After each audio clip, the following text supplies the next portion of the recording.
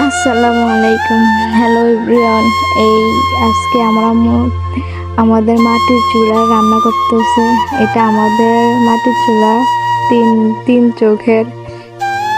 এই তো আজকে ভাত, তরকারি, পানি গরম করতেছে। গরুর মাংস রান্না করবে। আপনারা যারা যারা মাটির চুলা দেখেন নাই, দেখেন কত সুন্দর মাটির চুলা। মাটির চুলা রান্না অনেক মজা হয়।